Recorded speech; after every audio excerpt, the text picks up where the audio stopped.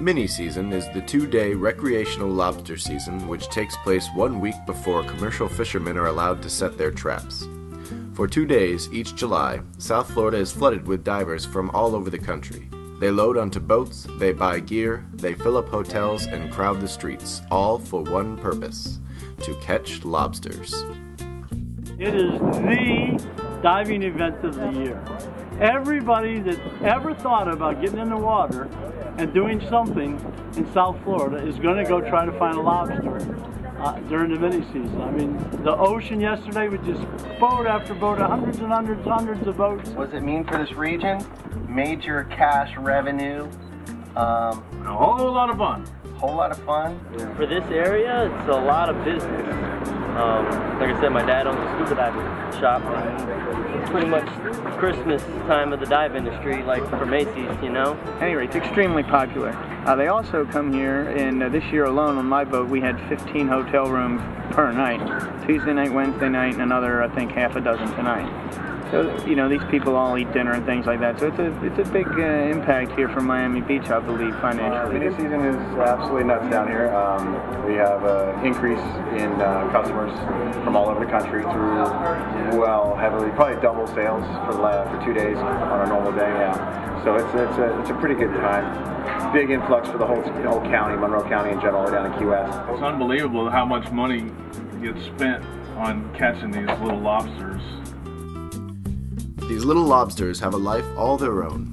Adult females release larvae offshore, and the larvae remain in the open ocean for 6 months before they transition to a post-larval stage and settle into back reef habitats. Amidst gardens of algae, they mature into subadults, and with their newfound boldness, they migrate into reef environments and find shelter in crevices amongst the reef. And as they move through their ontogeny as juveniles, subadults, and adults, they become highly gregarious, and they're attracted to conspecifics through a chemical and body odor.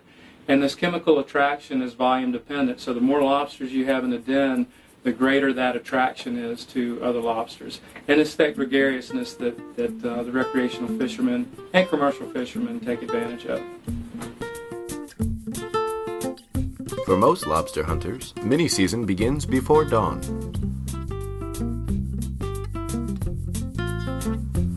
Divers and snorkelers get out on the water as soon as possible to stake out their sights. They utilize 2 essential tools: tickle sticks and nets. Divers search the reef for dens full of lobsters or perhaps lone stragglers.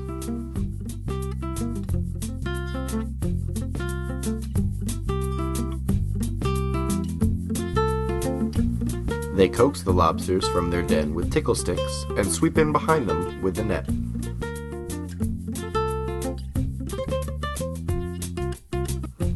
After several tries, they eventually catch a lobster.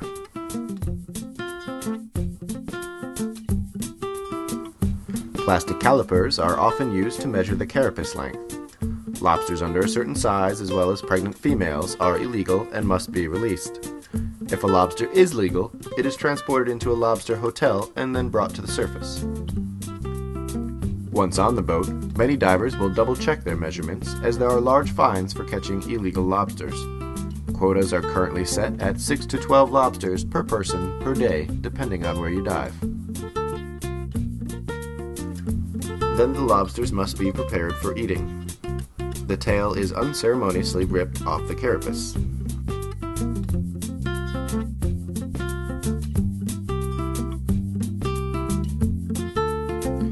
The barbs on the tip of the lobster's antenna are used to clean out the guts.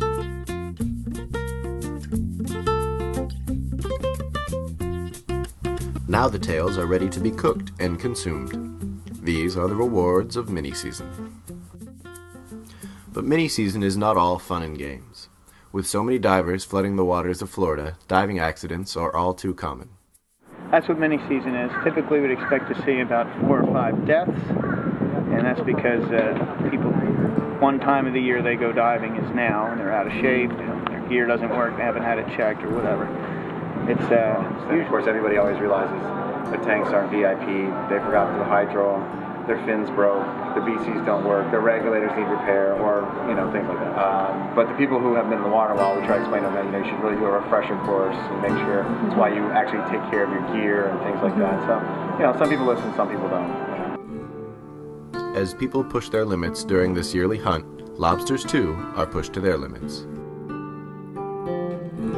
There's two ways to think about the impact. There are direct effects and there's indirect effects. In terms of direct effects, we've measured a reduction of 74 to 90% in the density of legal lobsters in just 2 days. So these extraction rates are some of the highest for any recreational fishery in the world. In terms of mini-season's impact on lobster population, of course, after mini-season there are less lobsters in the water than there are normally. But assuming most people follow the laws, which we strictly enforce on the boat, and I can't imagine anybody who doesn't, with regard to catching pregnant females or shorts. I don't think that the population of lobsters does not rebound. I think that it does. I think it does in Florida. I think they do migrate. I think that in areas where poachers are present, migratory patterns are interrupted. We did see this year several traps off the reef in the sand, which were strung together and were full of lobster about a week before.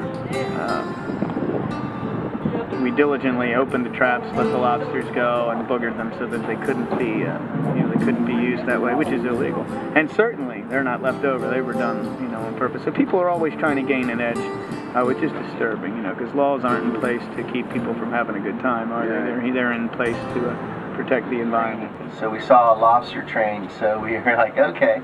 We jump in the water, we started catching, we limited out in maybe 10 minutes, started calling on the phone, told all our friends, they came back out, and there was literally lobsters for a mile long, all following each other, maybe 4 or 5 wide, and just walking. The indirect effects essentially boil down to injured lobsters and changes in their behavior. And so when lobsters are captured and handled, quite often legs are broken off, antennae are broken off, and if these lobsters are sublegal in size, then they're released.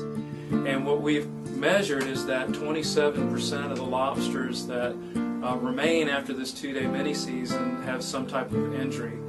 The indirect effect of that injury is that there's enhanced predation-induced mortality of these lobsters. The other indirect effect involves their behavior. Once these lobsters are disturbed in a den during the day, they do not return to that den at night, and so these lobsters become increasingly nomadic. This notion of the nomadic lobster is truly an untold story of mini-season. These 48 hours redefine the distribution of the spiny lobsters for weeks. In our fervent rush to collect lobsters, have we managed to overlook the effects not only on people, but on the lobsters themselves? Perhaps with more awareness and respect, we can reduce the stress inflicted upon the animals that are the very foundation of this popular South Florida event.